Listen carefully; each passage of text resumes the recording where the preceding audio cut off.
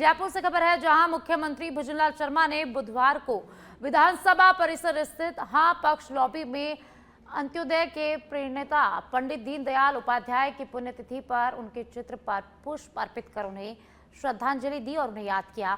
इस अवसर पर उन्होंने पंडित दीनदयाल उपाध्याय के विचारों और सिद्धांतों को स्मरण करते हुए कहा कि उनका अंत्योदय का दर्शन समाज के अंतिम पंक्ति में खड़े व्यक्ति के उत्थान के लिए समर्पित रहा है। पंडित दीनदयाल उपाध्याय की पुण्यतिथि आज और विधानसभा परिसर स्थित हाँ पक्ष में सीएम भुजनलाल शर्मा ने उनके चित्र पर पुष्प अर्पित कर उन्हें श्रद्धांजलि दी और उन्हें नमन किया है। तो जयपुर से खबर है, जहां विधानसभा परिसर स्थित हाँ पक्ष में सीएम भुजनलाल शर्मा ने श्रद्धांजलि दी है। और आप जोधपुर से बड़ी खबर है, जहां पटवारी रोहित कुमार 4000 रुपए की रिश्वत लेते हुए रंगे हाथों गिरफ्तार किया गया है। एसीबी जोधपुर ग्रामीण की ये पूरी कार्रवाई रही है। जमीन खाते में नाम संशोधन के बदले रिश्वत मांगी थी, 5000 की मांग की थी और 4000 में यहां पर सौदा हुआ था। डीआईजी भुवन भूषण यादव के सुपरविजन में इस पूरी कार्रवाई को अंजाम दिया गया है। भ्रष्टाचार निवारण अधिनियम में मामला दर्ज कर लिया गया है और आगे की कार्रवाई लगातार जारी है। तो जोधपुर से बड़ी खबर है, जहां एसीबी की कार्रवाई देखने को मिली है। जमीन खाते में नाम संशोधन के बदले पटवारी को रिश्वत लेते गिरफ्तार किया गया है। रंगे हाथों यहां पर पटवारी को गिरफ्तार किया गया है। तो एसीबी जोधपुर ग्रामीण की ये पूरी जो ट्रैप कार्रवाई है वो रही है। जमीन खाते में नाम संशोधन के बदले पटवारी ने रिश्वत मांगी थी, 5000 की रिश्वत मांगी थी और 4000 रुपए पर सौदा हुआ था। 4000 रुपए की रिश्वत लेते हुए पटवारी को यहां रंगे हाथों एसीबी ने गिरफ्तार किया है। तो जोधपुर में एसीबी की बड़ी कार्रवाई हुई है। पटवारी रोहित को 4000 रुपए की रिश्वत लेते रंगे हाथों एसीबी ने गिरफ्तार किया है और अब लगातार एसीबी पटवारी से पूछताछ कर रही है और इस पूरे मामले में आगे की कार्रवाई लगातार जारी है। तो आपको बता दें कि पटवारी रोहित को 4000 रुपए की रिश्वत लेते एसीबी ने रंगे हाथों गिरफ्तार कर लिया है। जमीन खाते में नाम संशोधन के बदले पटवारी ने रिश्वत मांगी थी, तो 5000 की यहां मांग की गई थी और 4000 पर सौदा तय हुआ था। तो इसके बाद एसीबी ने बड़ी कार्रवाई की है और 4000 रुपए की रिश्वत लेते पटवारी रोहित को गिरफ्तार कर लिया है।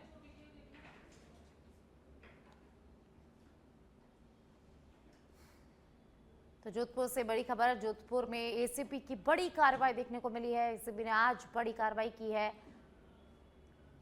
और ज्यादा जानकारी के लिए सहयोगी अफरोज पठान मेरे साथ जुड़ चुके हैं। अफरोज, जोधपुर में एसीबी की बड़ी कार्रवाई देखने को मिली है। पटवारी रोहित को 4000 रुपए की रिश्वत लेते रंगे हाथों यहां पर गिरफ्तार किया गया है। तो किस तरह से इस पूरी कार्रवाई को अंजाम दिया गया है, क्या कुछ जानकारी?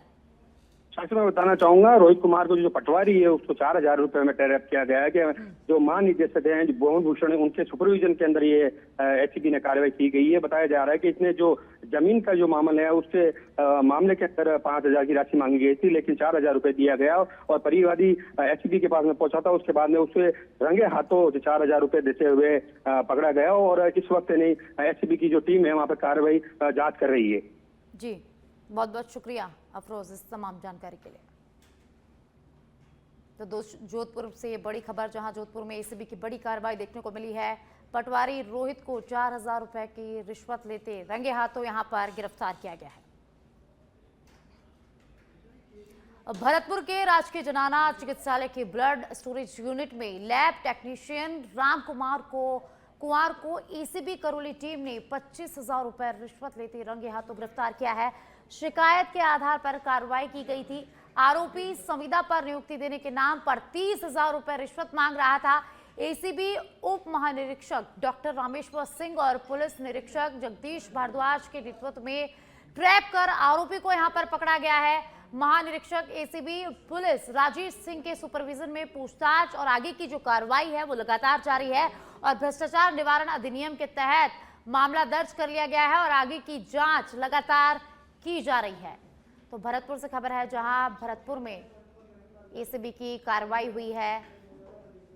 तो भरतपुर लैब टेक्नीशियन रिश्वत लेते यहां पर गिरफ्तार हुआ है, रंगे हाथों गिरफ्तार किया गया है। 25,000 रुपए की रिश्वत यहां पर ये जो लैब टेक्नीशियन है वो मांग रहा था और एसीबी करौली ने ट्रैप कर रंगे हाथों इसको गिरफ्तार कर लिया है। राजस्थान बजट 2026-27 में पर्यटन और संस्कृति को बढ़ावा देने पर जोर दिया गया। राज्य सरकार ने जैसलमेर के खुरी में अल्ट्रा लग्जरी विशेष पर्यटन क्षेत्र और कुलधरा में पर्यटक सुविधा केंद्र स्थापित करने की योजना बनाई है। पुष्कर, खाटू श्याम जी, देशनौक, डिग्गी और मंडावा में प्रवेश मार्गों को मॉडल सड़कों और सौंदर्यीकरण के जरिए विकसित किया जाएगा, जबकि भरतपुर में 100 करोड़ रुपए की लागत से ब्रज कन्वेंशन सेंटर का निर्माण होगा। राज्य भर में चिन्हित बावड़ियों के संरक्षण एवं पुनरुद्धार और शेखावाटी क्षेत्र की 60 से अधिक हवेलियों का फसाड सुधार, स्वच्छता एवं सौंदर्यीकरण किया जाएगा। साथ ही हवेली मालिकों को पर्यटन इकाई के रूप में वित्तीय सहायता भी दी जाएगी और यूनेस्को विश्व धरोहर सूची में शामिल करने के प्रयास यहां पर होंगे।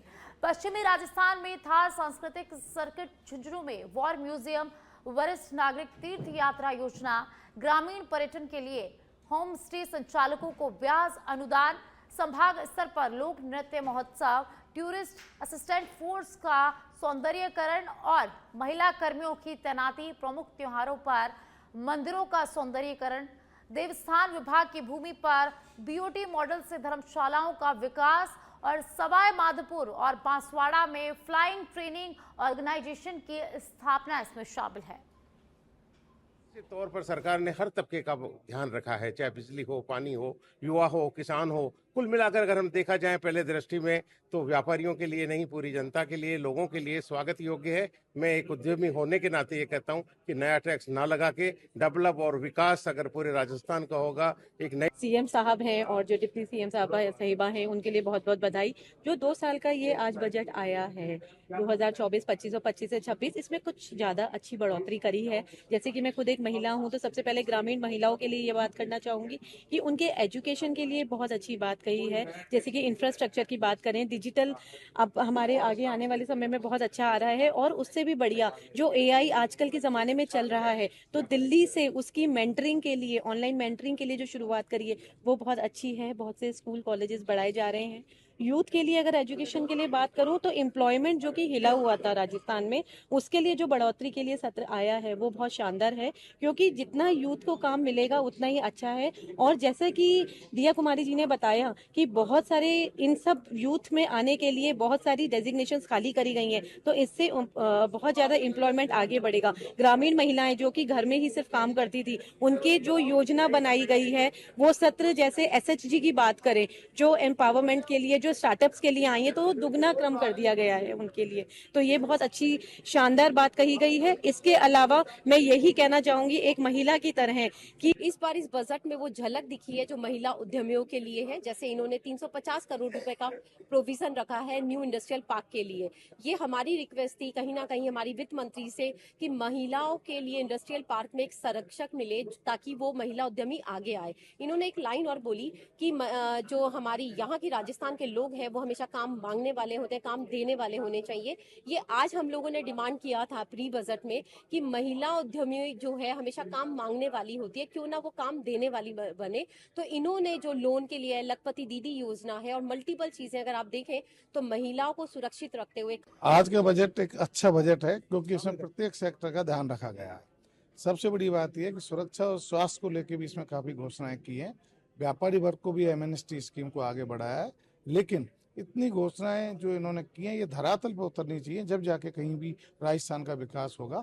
व्यापारियों के लिए भी जो राइजिंग राजस्थान का ये इनका चल रहा है, इसको भी इस पर पूरा फोकस है, क्योंकि बाहर के लोग जब यहाँ के इन्वेस्टमेंट करेंगे तो निश्चित ही राजस्थान की ग्रोथ होगी। इसलिए आज के बजट में एक भी इन्होंने सेक्टर को नहीं छोड़ा है, चाहे महिला का है, चाहे युवाओं का है, चाहे बच्चों का है, चाहे चिकित्सा को लेके है, चाहे सुरक्षा को लेके है, चाहे और भी शिक्षा को लेके, सारे इन्होंने घोषणा तो की है।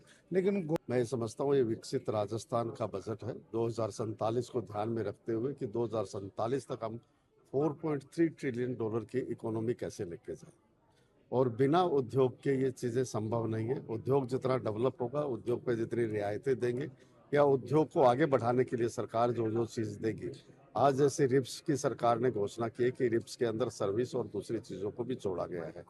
इसी के लिहाज से मैं ये समझता हूँ अभी जो लॉजिस्टिक पार्क जो अभी राजस्थान में एक बड़ी कमी है, क्योंकि हम देखते हैं सड़कों पे जहाँ तहाँ ट्रक खड़े रहते हैं, तो इसके लिए पूरे राजस्थान में लॉजिस्टिक पार्क लाने की जरूरत भी थी, और जिसका हमने सुझाव भी दिया, सरकार ने माना। 400 करोड़ रुपए का उसमें प्रावधान भी रखा, और साथ साथ पीपीपी मॉडल पे सरकार ये लॉजिस्टिक पार्क। और अब दिल्ली से खबर है, जहां कांग्रेस महासचिव और सांसद केसी वेणुगोपाल के नेतृत्व में कांग्रेस सांसदों ने संसद भवन परिसर में विरोध प्रदर्शन किया।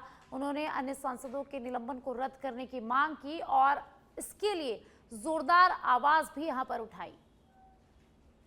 तो दिल्ली से खबर है, जहां संसद भवन परिसर में कांग्रेस का जोरदार विरोध प्रदर्शन देखा गया। सांसद केसी वेणुगोपाल के नेतृत्व में प्रदर्शन किया गया। सांसदों के निलंबन को रद्द करने की मांग यहां पर की गई।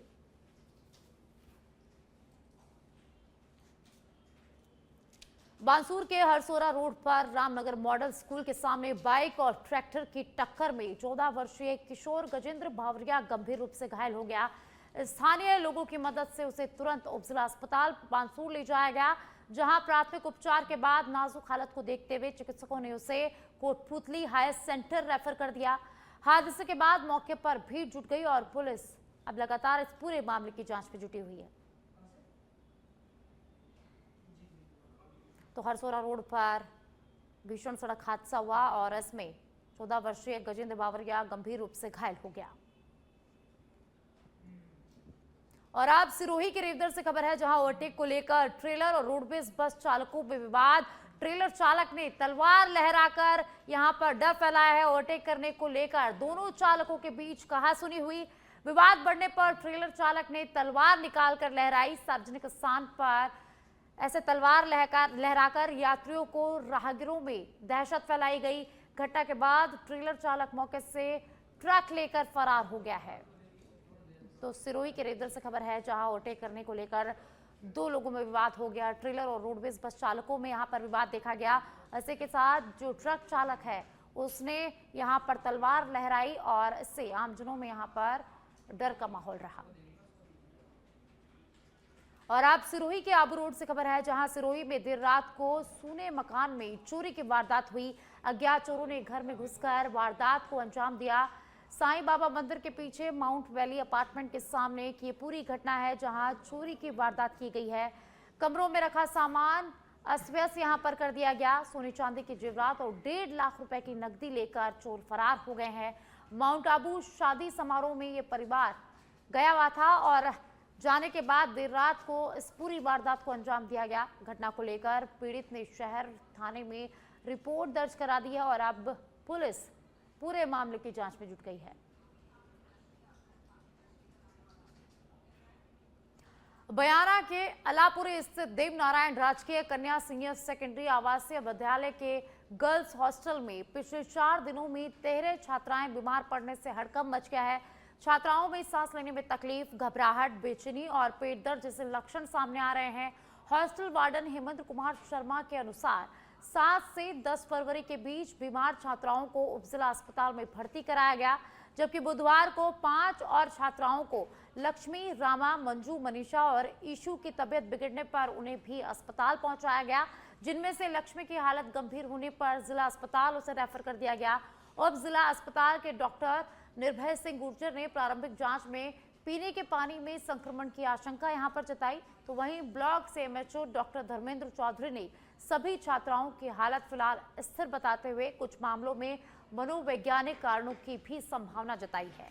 मामले की गंभीरता को देखते हुए एसडीएम दीपक मित्तल ने 3 सदस्यीय जांच समिति गठित कर हॉस्टल के पानी और स्वास्थ्य व्यवस्थाओं की जांच शुरू कर दी है।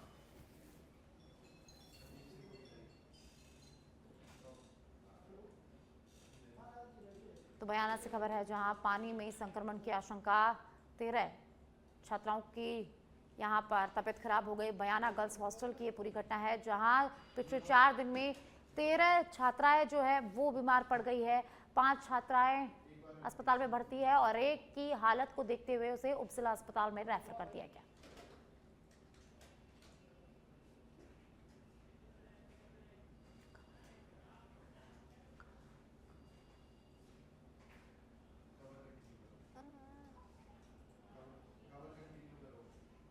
तो बयाना से खबर है जहां गर्ल्स हॉस्टल में छात्राओं की तबीयत खराब हो गई है।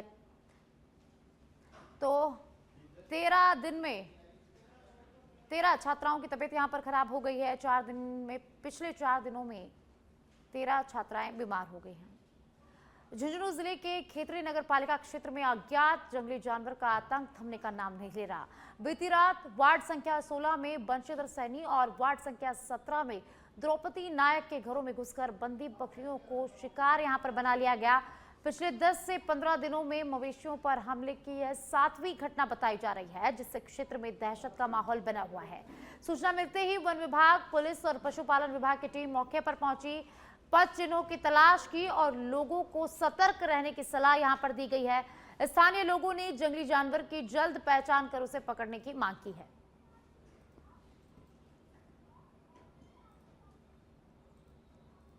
पालिका खेतड़ी में पैंथर के हमले से 2 बकरियों को पैंथर ने मार दिया, एक वार्ड नंबर 17 में और एक वार्ड नंबर 16 में। और पिछले 7 दिन में 5वीं घटना। वन विभाग चेत नहीं रहा है, ये बड़ा मवेशियों को बड़ा नुकसान पहुंचा रहा है। हो सकता है कि और भी मनुष्य को भी ये नुकसान पहुंचा सकता है, तो इस पर वन विभाग। चौथ बरवाड़ा उपखंड मुख्यालय से चोरू जाने वाली करीब 10 किलोमीटर लंबी सड़क का चौड़ाईकरण कार्य सुस्त रफ्तार का शिकार है। राज्य सरकार ने इसके लिए 15 करोड़ रुपए का बजट जारी किया था और शिलान्यास भी किया गया था, लेकिन 1 साल से अधिक समय बीत जाने के बाद कार्य अधूरा यहां पर पड़ा हुआ है। सड़क पर गड्ढे हैं और डामरीकरण अधूरा होने से ग्रामीण और श्रद्धालु दोनों को भारी परेशानी का सामना यहां पर करना पड़ता है। यह मार्ग चौथ माता के दर्शन के लिए मुख्य रास्ता होने के कारण धार्मिक पर्यटन प्रभाव भी हो रहा है। चलिए अब आपको सीधा लिए चलते हैं राजधानी जयपुर, जहां हमारे पॉलिटिकल एडिटर लाल सिंह लंबा भाषण आपकी तरफ से दिया जा रहा है। विपक्ष कह रहा है कि कई बार बजट आया, ये जमीनी धरातल पर कैसे उतरेगा? जमीनी धरातल पर तो हमारा बजट पहले से ही उतर गया है। मोर देन 70% जितनी भी घोषणाएं थी वो धरातल पर उतर चुकी हैं। और मैं तो ये कहूँगी कि हम लोग मकसद यही है, क्योंकि देखिए राइजिंग राजस्थान हुआ, उसके बाद हम लोगों ने जैसे हमारा जो ईज ऑफ डूइंग बिजनेस वाला भी जो पूरा प्रोसेस था उसको भी सिंप्लीफाई कर दिया। इस बार भी उस दिशा में बहुत सारी चीज़ें हम लोगों ने अनाउंस की हैं।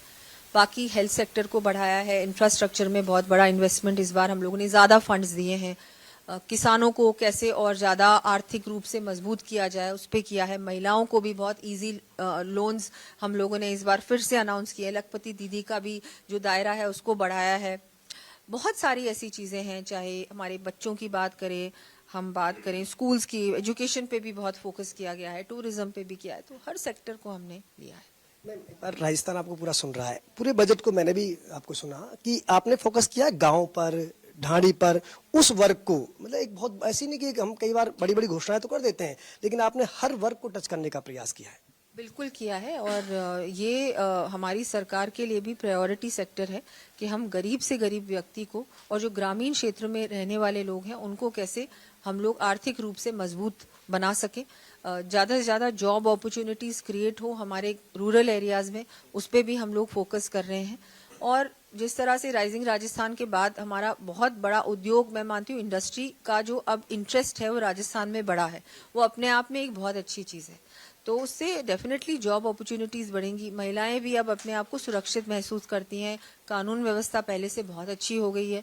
सारी चीज़ें। आपकी सरकार को सनातन की सरकार कहा जाता है, इस दिशा में क्या घोषणा किया? देखिए, मैंने आप देखेंगे आपकी जो हमने बात की है कि हमारे जो हमारे जो प्रसिद्ध मंदिर हैं जहाँ पर बहुत सारे हमारे दर्शनार्थी जाते हैं, उन सभी मंदिरों के लिए उनको और कैसे अच्छा बनाया जाए, वहाँ की कनेक्टिविटी, वहाँ की साफ सफाई, वहाँ पर सौंदर्यीकरण, वो भी हमने अनाउंसमेंट्स की है। Thank you. ये थी डिप्टी सीएम दिया कुमारी, जिनका कहना है कि हमारा बजट सभी वर्गों को साधते हुए विकसित राजस्थान की नींव को मजबूत करने वाला बजट है। वीडियो जर्नलिस्ट लाल सिंह फौजदार के साथ सच बेधड़क, जयपुर।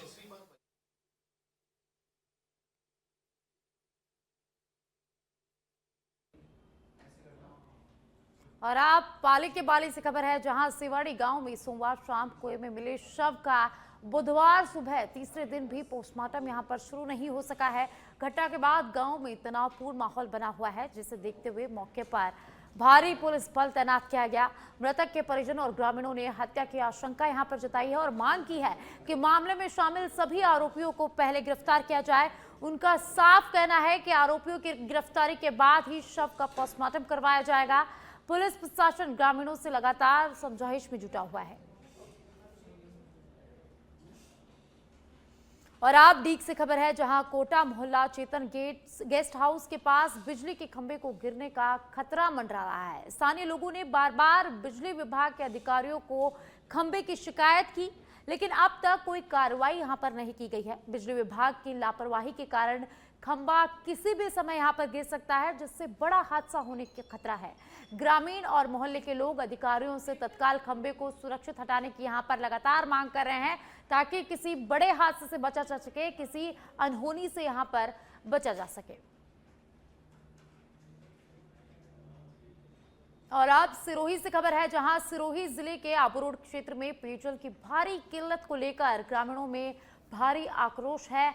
मानपुर स्थित बाबा रामदेव गली वार्ड नंबर 35 के निवासी पिछले कई दिनों से नियमित जल आपूर्ति नहीं होने से परेशान है। पानी की समस्या से जूझ रही बड़ी संख्या में महिलाएं जलदाय विभाग के कार्यालय पहुंची और अधिकारियों के खिलाफ नाराजगी जताते हुए सहायक अभियंता के नाम लिखित शिकायत सौंपकर जल्द समाधान की यहां पर मांग की। ग्रामीणों का आरोप है कि बार बार शिकायत करने के बावजूद समस्या का स्थायी समाधान यहां पर नहीं किया गया है। पानी की कमी के कारण दैनिक जीवन प्रभावित हो रहा है और महिलाओं को दूर दराज से पानी लाने के लिए यहां पर मजबूर होना पड़ रहा है। और आप सलूंबर से खबर है, जहां सलूंबर थाना क्षेत्र के शहरी इलाके में रात अज्ञात चोरों ने एक ही रात में 3 सूने मकानों को निशाना बनाकर लाखों रुपए की चोरी की वारदात को अंजाम दिया है। बदमाशों ने पड़ोसियों के मकानों के दरवाजों के कुंडों पर कपड़ा बांध दिया ताकि किसी को आहत यहां पर न हो सके। शहर की वाल्मीकि बस्ती में चोर शादी के लिए खरीदे गए गहने सहित लाखों रुपए के जेवरात और नकदी लेकर यहां से फरार हो गए। वहीं भोईवाड़ा स्थित चामुंड मंदिर के सामने और उसके पड़ोस के मकान में भी चोरी की घटना को अंजाम दिया गया है। लगातार हुई इन वारदातों से क्षेत्र में दहशत का माहौल बना हुआ है। सूचना मिलते ही पुलिस मौके पर पहुंची और जांच शुरू कर दी गई है। क्या घटना हुई आपके? सर हमारे घर पे रात को चोरी हुई। कितनी बजे की घटना? सर 2 के 4 के बीच में हुई रात। तो आप कहाँ थे? हम खेरवाड़ा थे, शादी में गए थे, मेरे अंकल की लड़की की शादी थी। कितना नुकसान हुआ? नुकसान तो सर 20 लाख के ऊपर ही हुआ है। 20 लाख के केस थे या जेवर थे, सोने चांदी। जेवर के रेट बता रहे। बच्ची की शादी के लिए। और आप दौसा से खबर है, जहां दौसा में भारतीय रिजर्व बैंक के निर्देशानुसार बुधवार 11 फरवरी को एसबीआई मुख्य शाखा और बैंक ऑफ बड़ौदा मुख्य शाखा द्वारा नई करेंसी वितरण के लिए विशेष मेला आयोजित किया गया। एसबीआई की ओर से ही नेहरू गार्डन में लगाए गए इस मेले में 10 और 20 के नए नोट लेने के लिए सुबह से ही लोगों की लंबी लंबी लाइनें देखी गई। व्यवस्था बनाए रखने के लिए बैंक कर्मियों ने आधार कार्ड की जांच कर प्रत्येक व्यक्ति की उंगली पर शाही का निशान लगाया ताकि तय सीमा से अधिक वितरण यहां पर न हो सके। प्रत्येक व्यक्ति को 10 के 50 और 20 के 50 नोट कुल मिलाकर 1500 की नई करेंसी दी गई है। सुरक्षा व्यवस्था के तहत पुलिस जाब्ता भी यहां पर तैनात किया गया। 11 फरवरी को कॉइन और नए नोट 10 और 20 के डिनोमिनेशन का मेला आयोजित करने के लिए बोला गया था हमसे। तो आज हम लोगों ने 50-50 नोट 10 के और 20 के लोगों को देने की कोशिश की है और लोगों से आइडिया पार्किंग वगैरह प्रॉपर और कोई सुविधा ना हो उसके लिए हमने टेंट पानी वगैरह की सबकी सुविधा है और शौचालय की भी सुविधा है यहाँ पर। तो होपफुली आगे हमें इस तरह का और अपॉर्चुनिटी दे ताकि हम कर पाएँ। बड़ी संख्या में लोग लेने के लिए आए, लेकिन लोगों का ये भी कहना है कि पर्याप्त मात्रा में एक गड्डी भी पूरी नहीं मिल पा रही है। हाँ, अभी हमारे पास क्या शॉर्टेज है, जितने हमने आरबीआई ने भेजा गया हमने पूरी तरह उसको बांटने की कोशिश करी, लेकिन ज़्यादा से ज़्यादा लोग कवर हो पाए, इसीलिए हम लोगों ने 50-50 पीसेस की सोचा। आगे अगर आरबीआई। और आप छत्तीसगढ़ के अंबिकापुर से खबर है, जहां पीजी कॉलेज ऑडिटोरियम में आज राष्ट्रीय सड़क सुरक्षा माह का समापन समारोह आयोजित किया गया। 1 जनवरी से 31 जनवरी तक चलाए गए इस अभियान के दौरान सरगुजा पुलिस ने जिले भर में लोगों को यातायात नियमों के प्रति जागरूक किया। बढ़ती सड़क दुर्घटनाओं में कमी लाने के उद्देश्य से छत्तीसगढ़ पुलिस द्वारा चलाए गए इस अभियान के तहत जागरूकता रथ को हरी झंडी दिखाकर रवाना भी किया गया, जिसने शहर से लेकर ग्रामीण क्षेत्रों तक भ्रमण कर लोगों को यातायात नियमों की जानकारी दी। पुलिस ने दोपहिया वाहन चालकों को हेलमेट के अनिवार्य उपयोग, सिग्नल का पालन करने और तेज रफ्तार से बचने की अपील यहां पर की है। सड़क सुरक्षा यातायात का समापन दिवस हुआ, तो हम सबको सीखना चाहिए कि जब भी बाहर निकलें तो समय से पहले निकलें और गाड़ी कम स्पीड में चलाएं, यातायात नियमों का पालन करें। और इसलिए मेरे ओर से ही संदेश है कि हमारे जितने भी स्टेक होल्डर हैं हमारे इस पूरे कार्यक्रम के, इतने दिनों में जो कार्यक्रम चला 1 माह में, जिसमें हम लोगों ने कम से कम 22,000 लोगों को प्रशिक्षित किया है यातायात के नियमों की जानकारी देने के लिए, और साथ में 1100 लोगों की लर्निंग लाइसेंस बनाए हैं, और सारथी जो पुरस्कार है वो भी बहुत सारे लोगों को दिया है। इस प्रकार से हमारा पूरा माह बड़ा सफल रहा है और लगातार हम लोग इस अभियान को और आगे चलाएंगे ताकि सरगुजा जिले में यातायात व्यवस्था जो है सुरक्षित रहे और लोगों को एक अच्छी व्यवस्था